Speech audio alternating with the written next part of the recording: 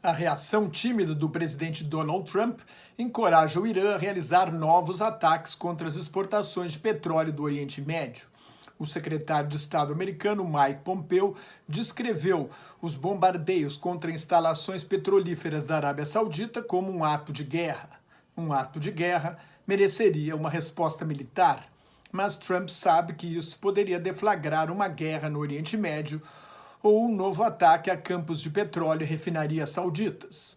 Uma guerra causaria mortes de soldados americanos, e a pior imagem para um presidente americano em campanha para a reeleição é a volta para casa de soldados mortos em caixões enrolados na bandeira. Novos ataques ao petróleo saudita abalariam o mercado internacional de energia, poderiam causar uma nova recessão mundial. Nos dois casos, a reeleição de Trump estaria ameaçada. Pompeo declarou que os Estados Unidos estão articulando uma aliança para impedir futuros ataques. Trump afirmou ter muitas opções antes da guerra. O Pentágono, o Departamento da Defesa dos Estados Unidos, estaria examinando a possibilidade de lançar ataques cibernéticos contra o Irã.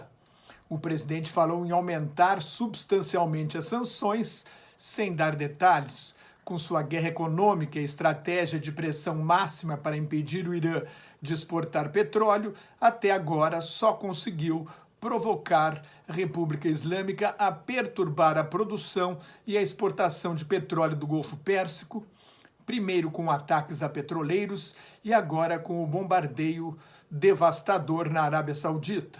No Irã, o supremo líder espiritual da Revolução Islâmica, homem forte da ditadura teocrática iraniana, o Ayatollah Ali Khamenei, vetou a possibilidade de um encontro de Trump com o presidente iraniano Hassan Rouhani na próxima semana em Nova York, durante a reunião anual da Assembleia Geral das Nações Unidas. Seria o primeiro encontro entre líderes dos dois países desde a Revolução Islâmica, que derrubou em fevereiro de 1979 o Shah Reza Pahlavi, aliado de Washington.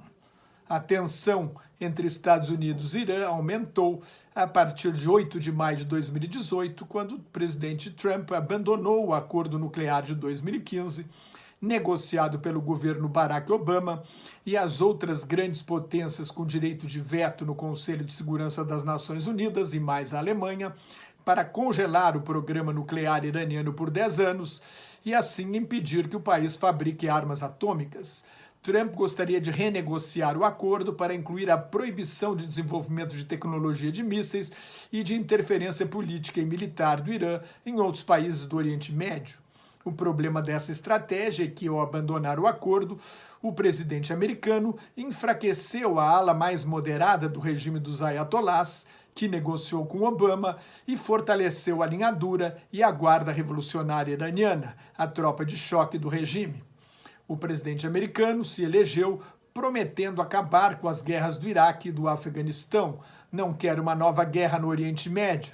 Vive gabando a superioridade militar dos Estados Unidos, fala grosso, mas claramente não tem a intenção de usar a força. Inverteu a máxima do presidente Theodore Roosevelt do início do imperialismo americano, que dizia: fale macio, mas mostre um grande porrete. Trump fala grosso, mas não mostra a intenção real de agir. Isso joga a favor de seus inimigos, como o Irã e a Coreia do Norte. Hoje, a Arábia Saudita acusou o Irã, em entrevista coletiva em que apresentou peças dos drones e mísseis que teriam sido usados para atingir a refinaria de Abqaiq, que é a maior do mundo, e o campo de petróleo de Kurais, o segundo maior da Arábia Saudita. Mas não indicou de onde partiu o ataque. Os Estados Unidos asseguram que saiu de território iraniano. O príncipe herdeiro, ministro da Defesa e homem forte da ditadura saudita, Mohammed bin Salman, está quieto. Percebeu que os ataques revelaram a vulnerabilidade do reino, que no ano passado foi o terceiro país com mais gastos militares, depois dos Estados Unidos e da China. A Arábia Saudita gastou 67 bilhões de dólares, mas esta fortuna não foi suficiente para proteger o petróleo, e Mohammed bin Salman não tem certeza do apoio americano em caso de guerra com o Irã.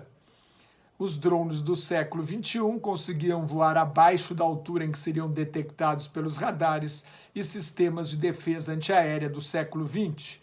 Aumentou a precisão E obras de infraestrutura quase sempre são alvos fáceis. Em entrevista em 2017, Mohammed bin Salman disse: "Não vamos esperar que a batalha chegue à Arábia Saudita. Vamos trabalhar para que a batalha seja no Irã." Mas o Irã criou um arco xiita de alianças no Bahrein, no Iêmen, no Iraque, no Líbano e na Síria, que lhe dá a capacidade de retaliar e de atingir os alvos mais sensíveis da Arábia Saudita. O príncipe herdeiro sabe que tem muito a perder. O Irã é capaz de fazer uma guerra assimétrica contra uma potência muito superior como os Estados Unidos. Por outro lado, o Irã sabe que o fim das sanções que estrangulam sua economia depende de negociações com o que chama há 40 anos de Grande Satã. Ao discutir a tensão no Oriente Médio, o comentarista Fareed Zakaria, da rede de televisão americana CNN, observou que uma contradição fundamental da política externa americana é que Trump é contra a guerra, contra o uso da força, mas está cercado por assessores da linha dura, favoráveis ao uso da força. Ao ameaçar e não cumprir a ameaça, Trump desmoraliza a política externa dos Estados Unidos e se mostra um líder fraco e inseguro. Mais notas e comentários sobre política internacional no meu blog Globalização em Crise, que está em nelsonfrancojobim.blogspot.com, no meu Twitter e no Facebook. Muito obrigado.